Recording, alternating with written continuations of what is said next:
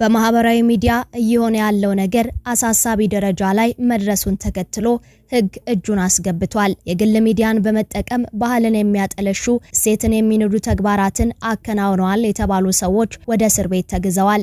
ነገሮች እየከረሩ መጥተዋል። ፌዴራል ፖሊስ ስነ ምግባር ጥሰዋል ያላቸውን ሰዎች ላይ ክስ መስርቶ ቅጣት ሊጥልባቸው እየተሰናዳም ይገኛል። ሰግጥ ሲባል መንገድ ላይ እርቃኑን የሚሄድ ሰው ከተገኘ ጥፋቱ ያንተ ሳይሆን የሰውየው ሆኖ ሳለ አዶናይ ትውልድ እያጠፋ በመሆኑ መንግስት ጣልቃ ይግባ ማለት የወረዳ አስተሳሰብ ነው በማለት የተናገረው ነብይ እዩ ጩፋ መሰገጥ ብቻ ሳይሆን መሰጋገጥ ነው ያለብህ ብሎ በመከረው ማግስት አዶናይ መታሰሩ ተሰምቷል። የነብይ እዩ ጩፋ ሐሳብ ከአንድ የሃይማኖት መምህር የማይጠበቅ ነው በሚል መነጋገሪያነቱ ባየለበት ለጥያቄ ትፈለጋላችሁ ተብለው የተወሰዱት ቲክቶከሮች ቅጣት እንደሚጠብቃቸው ተሰምቷል። የአዶናይ እስር በርካቶችን ያስቆጣ ሲሆን የልጃቸውን መታሰር ከማህበራዊ ሚዲያ እንደሰሙ የተናገሩት ወላጅ እናቱ ልጄ ያጠፋው ነገር የለም የራሱን ምቹ ህይወት ትቶ እዚህ የመጣው ሰዎችን ለማገዝና እኔንም ለማበርታት ነው በማለት ሐሳባቸውን ገልጸው ያሰረው መንግስት ሁኔታውን አጣርቶ እንዲለቀው በእንባ ጠይቀዋል። ለመሆኑ በህግ ቁጥጥር ስር የዋሉት ሰዎች የሚጠብቃቸው ቅጣት ምንድነው? ነብይ እዩ ጩፋ ያስተላለፈው ያልተጠበቀ መልእክትስ ምን ይላል? የአዶናይ እናት በእንባ ያስተላለፉት ሐሳብ ምንድነው? ሁሉንም በዝርዝር እንነግራችኋለን። ሰላም ጤና ይስጥልን ውድ የአማርያ ቲዩብ ቤተሰቦች እንደምን ቆይታችኋል? በዛሬው መሰናዶ መነጋገሪያ ስለሆነው የቲክቶከሮቹን እስር አስመልክቶ እየወጡ ያሉ ያልተጠበቁ መረጃዎችን ወደ እናንተ እናደርሳለን። ቻናሉን ሰብስክራይብ በማድረግ ቤተሰብ እየሆናችሁ ቪዲዮን ላይክ እና ሼር በማድረግ አብራችሁን ቆዩ። ከቅርብ ጊዜ ወዲህ ማህበራዊ ሚዲያው ላይ እየታዩ የመጡ አሳፋሪ ተግባራት በህግ መዳኘት ጀምረዋል። አላስፈላጊ ተግባር በመፈጸም ባህልና ስነ ምግባርን ጥሰዋል የተባሉ ቲክቶከሮችም መታሰራቸው ተሰምቷል። የ2018 ዓመተ ምህረት የዓመቱ ምርጥ ቲክቶከርነትን በማሸነፍ የመኪና ሽልማቱን ጨምሮ 4 ዋንጫዎችን የወሰደው አዶናይን ጨምሮ በርከት ያሉ ሰዎች በህግ እንዲጠየቁ ወደ እስር ቤት መወሰዳቸው ተነግሯል። ከአዶናይ ጋር ስሙ በተደጋጋሚ የሚነሳ ነብይ እዩ ጩፋ የመሰገጥ ትርጉምን ባልተረዱ ሰዎች ምክንያት አንተ ልትወቀስ አይገባህም፣ አንተን በዚህ ምክንያት የሚወቅሱ ሰዎች የወረዳ አስተሳሰብ ያላቸው ናቸው፣ በዚህ ነገር ተደናግጠህ መሰገጥ የሚለውን ሐሳብ እንዳትተወው እንዲያውም መሰጋገጥ ነው ያለበት ሲል መልእክት ማስተላለፉን ተከትሎ በርካቶች ትችታቸውን እየሰነዘሩ ባሉበት የአዶናይ መታሰር ተሰምቷል። የኢትዮጵያ ፌዴራል ፖሊስ አዶናይ ብርሃነ ኃይለ ሚካኤል የተባለ ተጠርጣሪ ቲክቶከርን በቁጥጥር ስር አውሎ ምርመራ እያጣራ መሆኑንም ገልጿል። ሐሙስ ዕለት ህዳር 1 ቀን 2018 ዓ.ም አዶናይ በቁጥጥር ስር ከመዋሉ አስቀድሞ ማክሰኞ ህዳር 30 ቀን 2018 ዓ.ም የፌዴራል ፖሊስ በቲክቶክ የሽልማት ስነ ስርዓት ላይ ከኢትዮጵያ ህዝብ ባህልና ስነ ምግባር ያፈነገጠ ሰውነትን የሚያጋልጥ ልብስ በአደባባይ ለብሰው የታዩ ያላቸውን ተጠርጣሪዎችና ግብረአበሮቻቸውን ማሰሩን አስታውቆ ነበር። አዶናይ ብርሃነ ረቡዕ ዕለት የታሰረው ማክሰኞ በቁጥጥር ስር ከዋሉት 5 ተጠርጣሪዎች የወንጀል ጉዳይ ጋር በተያያዘ መሆኑንም የፌዴራል ፖሊስ ጨምሮ ገልጿል። ከፍተኛ ተከታይ ያላቸውና ታዋቂ የሆኑ ቲክቶከሮች መያዛቸው በማህበራዊ ሚዲያ ላይ ከፍተኛ መነጋገሪያም ሆኗል። አዶናይ በቲክቶክ ላይ 3.9 ሚሊዮን ተከታዮች ያሉት ሲሆን ማክሰኞ ዕለት በቁጥጥር ስር ከዋሉት መካከል በቲክቶክ ስሟም ኢቫና 700,000 ገደማ እንዲሁም ዮሐንስ ወይንም በቲክቶክ ስሙ ጃኒ 434,000 ገደማ ተከታዮች አሏቸው። ፖሊስ ከኢትዮጵያ ህዝብና መልካም ስነ ምግባር በተቃራኒ የሆነ አለባበስ ለብሰው ታይተዋል ያላቸው ወንጌላዊት ገብረ እንድሪያስ ዮሐንስ መኮንንና ግብረአበሮቻቸው ናቸው የተባሉት በረከት ጸጋዬ፣ መቅድም ደረጀ፣ ግሩም ገዛኸኝ በቁጥጥር ስር መዋላቸው ተገልጿል።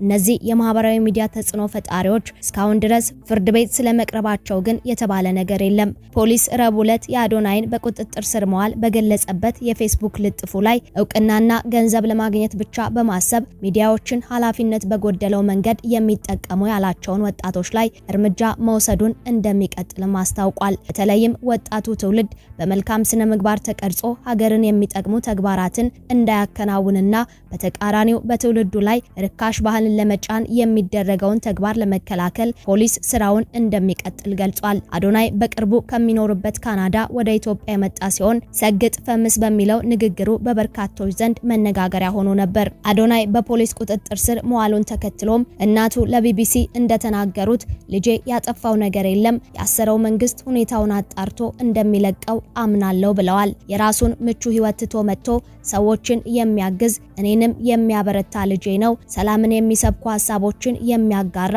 ሴቶችን የሚያበረታታ ነው።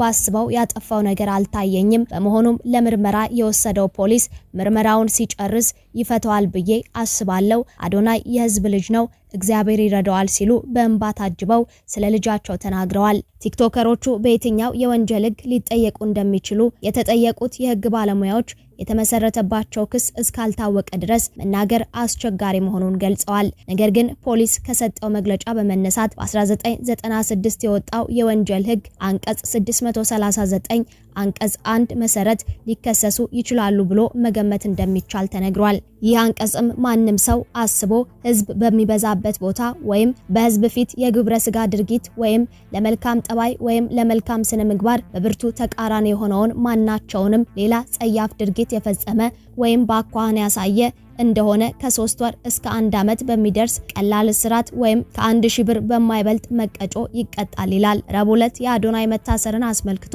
ፖሊስ የሰጠው መግለጫ ላይ ቀደም ብለው ከታሰሩት ተጠርጣሪዎች ወንጀል ጋር በተያያዘ መታሰሩን መናገሩን በማስታወስ የማህበራዊ ወጀብን ተከትሎ በቲክቶክ ላይ የወጣቶች ድምጽ ከፍ እያለ ስለሆነ ያንን ለማፈንና ለማስደንገጥም የፈለገ ነው የሚመስለውም ተብሏል። ቲክቶክ ክሬቲቭ የውድድርና የሽልማት ስነ ስርዓት የወጣቶችን የፈጠራ ችሎታ ከማበረታታት ባለፈ የአገር ገጽታን በመገንባት ረገድ አስተዋጽኦ እንደሚኖረው አዘጋጆቹ በወቅቱ ተናግረው ነበር። የውድድሩ አዘጋጆች የሽልማት ስነ ስርዓቱ የወጣቶችን የፈጠራ ችሎታ ከማበረታታት ባለፈ የሀገርን ገጽታ መገንባት ረገድ አስተዋጽኦ ከፍተኛ እንደሆነም ገልጸዋል። በችሎታቸው ሀገርን በጥሩ ስም ማስጠራት የሚችሉ እንዲሁም ሰላምን በዲጂታል መረብ የሚያስተዋውቁ ወጣቶችን ለማበረታታት ያለመ ነው በተባለው በዚህ ሽልማት ስነ ስርዓት ላይ ከ5 ሚሊዮን ብር በላይ ለሽልማት መዋሉም ተገልጿል።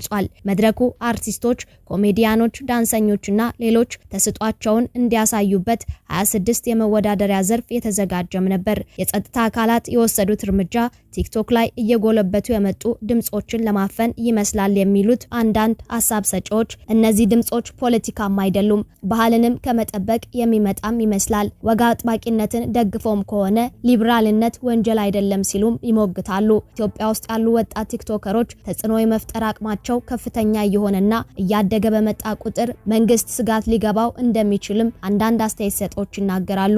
እነዚህ አሁን በቁጥጥር ስር ያሉ ቲክቶከሮች እንኳን ባይሆኑ እነርሱን የሚመለከቱና ያላቸውን ተጽዕኖ የሚረዱ ሌሎች ለዚህ ተግባር ሊያውሉት ይችላሉ ከሚል ስጋት መንግስት ስጋት ሊያድርበት እንደሚችልም ግምቶች ተቀምጠዋል። መንግስት ቲክቶክ ከቁጥጥር ውጪ እንዳይወጣ እኔን ያየ ተቀጣ ለማለት እነዚህን በማሰር ሌሎችን የሚያስፈራራበት እድል እንደሚኖርም ተገልጿል።